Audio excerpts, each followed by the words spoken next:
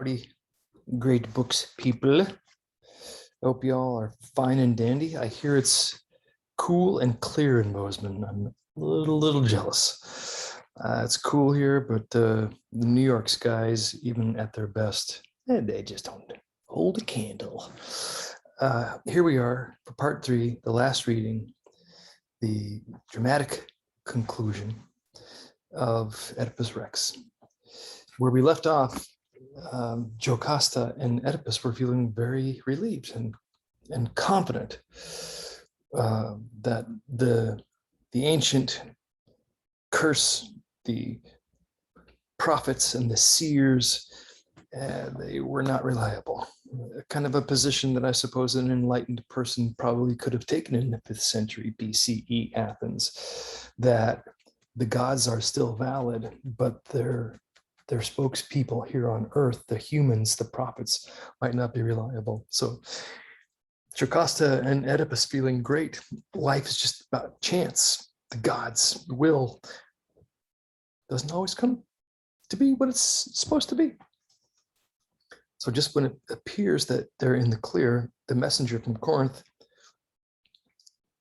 tells Oedipus not just that Polybus is dead, because he hears Oedipus upon knowing that Polybus has died. Oedipus is heaving all these sighs of relief, and the messenger says, "May I ask why?" Oedipus says, "Well, there was this oracle that I went to once upon a time, told me that there was horrible curse on my life, that I would rise up and I would kill my father, marry my mother." "Oh, well, you're not Polybus's son." "What?" That's the shocker, right? The messenger who tells him that Polybus is dead stays a little bit longer and informs Oedipus even further. Stuff that shakes Oedipus, because, wait a second, that wasn't my father?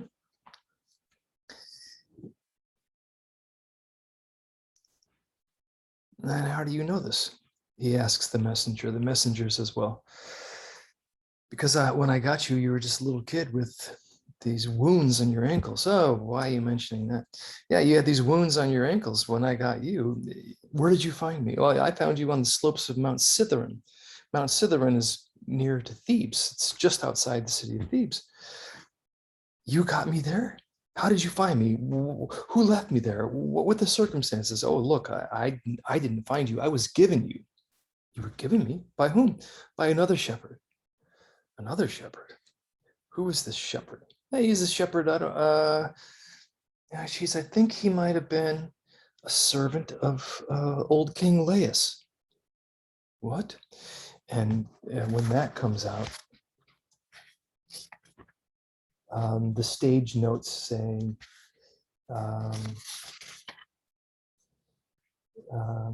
messenger, "No, I wasn't the one who found you. Another shepherd passed you on to me." Oedipus says, "Who do you know? Describe him." The messenger says, "This other shepherd, he called himself a servant of ... dramatic pause. If I remember rightly, Laius." Then the stage notes say, Jocasta turns sharply. She's put it together. The reveal is right there. Jocasta knows. Oedipus says, "The king of the land who ruled here long ago." "Yes, that's the one. The herdsman who gave the baby to me was his man. Is he still alive? Can I see this herdsman?"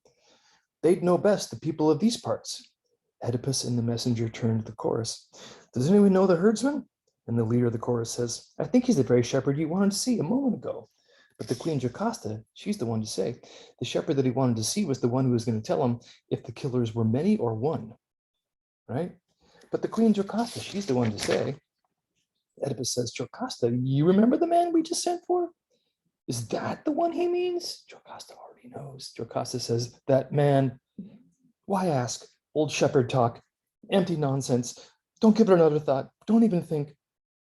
Oedipus, "What, give up now with a clue like this?" Jocasta, "Stop in the name of God." Now she's back to God. "If you love your own life, call off this search. My suffering is enough." So she's got it all. Oedipus says, "Courage, even if my mother turns out to be a slave." See, he doesn't get it yet. He thinks that he was found out in the field because some poor people abandoned him. and that he came from lowly birth. He hasn't put it together yet. Jocasta has, because she was there, right? And I, a slave, 3 generations back, you would not seem common. He thinks that she's mortified because she might feel that she married a commoner, someone beneath her. Jocasta, oh no, listen to me, I beg you, don't do this. Oedipus says, listen to you? No more. I must know it all, must see the truth at last, must see, must know, must see, knowing and seeing being the same in this play in many cases. Jocasta, no, please, for your sake, I want the best for you. Your best is more than I can bear. In other words, not knowing the truth, that's more than I can bear. Jocasta, you're doomed, says it to Oedipus. May you never fathom who you are. And then Oedipus says to a servant, hurry, fetch the herdsman now, leave her glory, leave her to glory in her royal birth. So now he thinks that she's a snob. Jocasta says, aye, man of agony, that is the only name I have for you. That, no other, ever, ever, ever. She runs off stage, flings open the palace doors, and a long, tense silence follows.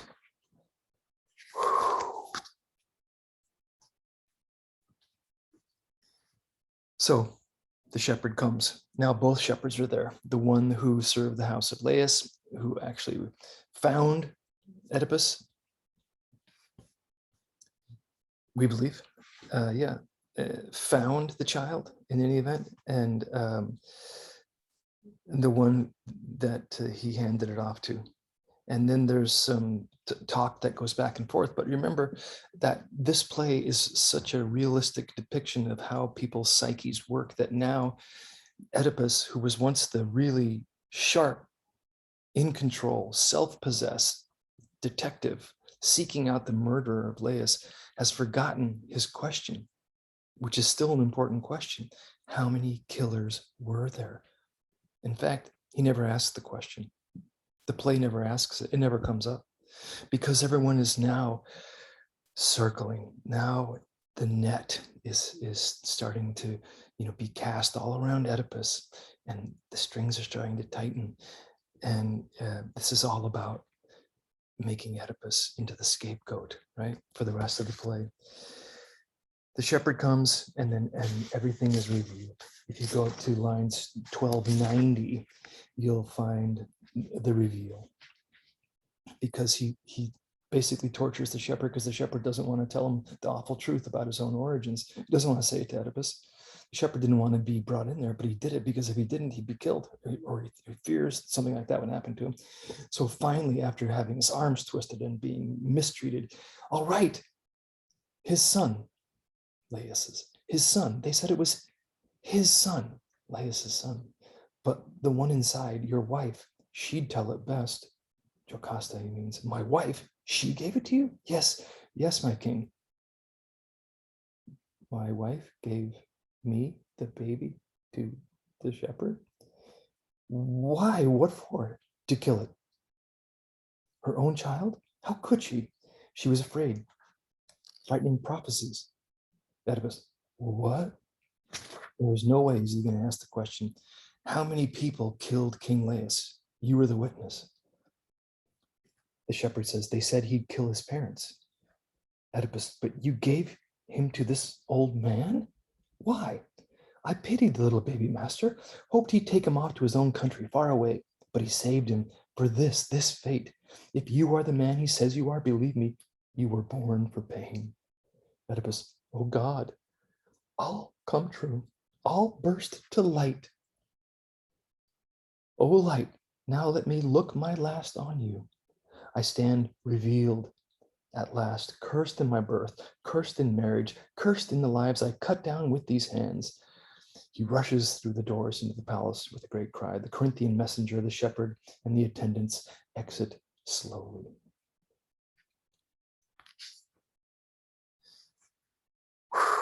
And I think you know the rest. If you read to the end of the play, you know the rest that happens. Jocasta has hung herself. She's taken off her garment, made it into a rope and a noose, and hung herself from one of the timbers.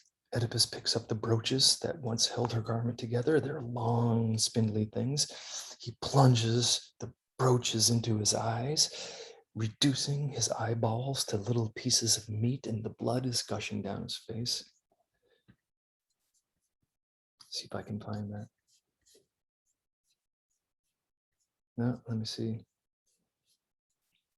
Let me see if I can find that. I had a nice picture of it up here. Oh boy.